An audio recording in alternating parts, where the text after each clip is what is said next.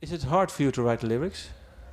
Not really. I really enjoy it, actually. It's harder for me to write, I guess, songs. Yeah? Lyrics for me, I enjoy it, so it doesn't seem to be work. So, Yeah, is it? Yeah. yeah. Also, most musicians say that it's the other way around for them. That the lyrics is more the hard work, and the music is comes easily. But Yeah, well, I guess in our band we have a bit of a strange dynamic because our rhythm section are really great jazz players, and alia is a really talented flautist, and I learned guitar listening to Zeppelin records, so it's yeah, it's kind of a different balance. I enjoy writing lyrics more, I think, and because of them being really good at their instrument, or I think for me it's just I don't know, the songs take a lot longer, the song ideas, but as I said, now it's much more collaborative process. So yeah. get song ideas into the practice space and we all work on them together now. So And that's much more of a collaborative process, but I still really enjoy writing the lyrics. And that's good. yeah. The new album. When do you think it will be released? Well, I mean, I can't say for certain, but we're planning to have one out next year so that we can come back to Europe and do more touring, and the ideas aren't drying up at all, so we should have enough material to record by the end of the year. And what sort of style will it be? It wouldn't be terribly different from our last record, but I think we have different ideas of where we want the production to go. We dialed back the distortion quite a bit for the Eldritch Dark and I think we emphasized the folky elements a bit more. We'll continue in that direction, but I think the next record might be a bit dirtier sounding, a bit darker sounding. So. And lyric-wise? That remains to be seen. I don't know. You still have to write them. I mean, maybe the others will, start writing some stuff and it'll get really strange. Who knows? But what do you mean by really strange? Because they are really strange, or? Well, just different ideas in the pot. We'll see what happens. It might be very, very different. Okay. Yeah. Well, if you look back now, why do you think this band resonates with people abroad, and not only in Canada? Well, our label's based in the UK, so I think we had more of a presence in Europe before we did back home, but we've since done about 2 US tours, North American tours.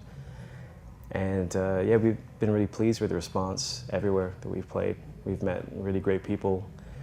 And I always get the sense that when we meet someone that comes to our shows, we probably have quite a lot in common with them, in terms of what we listen to and what we enjoy. So it's like meeting like-minded people. It's been, we really do enjoy touring and meeting people on the road. What sort of people do you meet then?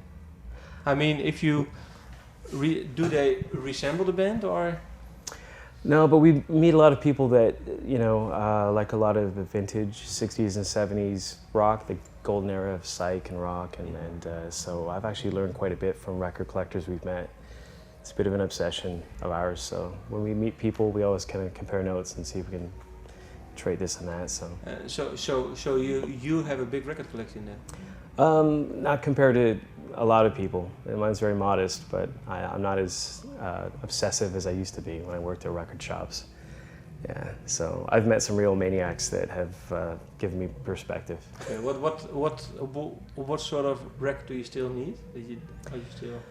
Well, I mean, these days I'd be just as happy to pick up a reissue than actually finding a beaten up original copy that I would be paying arm and leg for. So, but records I still like. That you don't have, maybe say. I'd like to get my hands on some Aunt Mary records. It's a Norwegian 70s band that have a really great singer and a flute player, and I don't have that on vinyl. I'd like to get my eyes open for that. And what is the price, do you think? They wouldn't be more than a few $100s each, I think. Another record I really like to get my hands on is McChurch Sound Room, but that one tends to go for about $1,000, so I'll wait till the CD comes out. That's good. Last question. What is it? What do you want for the next 5 or 10 years with this band? What are you planning on? What are your goals? Our goals have always been, we've never had a very long-term plan of this band. We got to tour with Electric Wizard in 2009, my favorite band, so after that everything was kind of, whatever else happens now is extra. So we've, we have a plan to do a new record. We want to do a lot more touring. We really enjoy it. So I want to return and play more festivals next year in 2015. But I guess with anything you just have to feel it out. If inspiration is gone, then it would be, I guess everyone will do something else. But as far as, we're really enjoying it right now. We have a lot of ideas at the moment, so we're going to continue. Yeah. You said the Electric Wizard. Why was it your big dream to tour with them?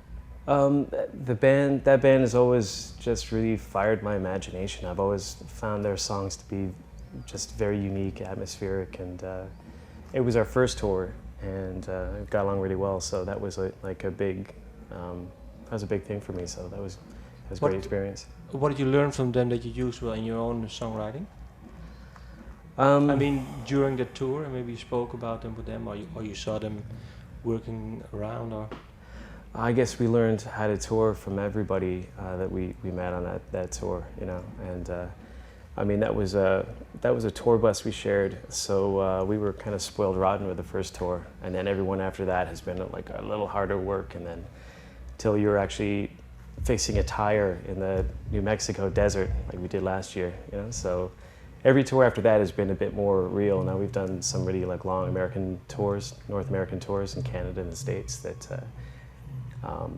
now we just kind of want to enjoy ourselves. Okay. And then music-wise, did you spoke to them? To Electric Wizard, and what did they tell you about their songs, about the sound, how they created it? Well, I guess I asked them a bit about some production stuff. I mean, they're a really interesting band in the studio, the ideas they come up with. But mainly we just talked about movies and other things. It was.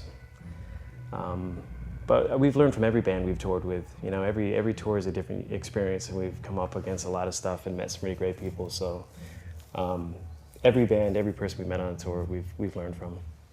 Okay, and do you think they did learn from you? Maybe what not to do. I have no idea. Thank you for your time. Yeah, you're welcome. Thank you. Yeah.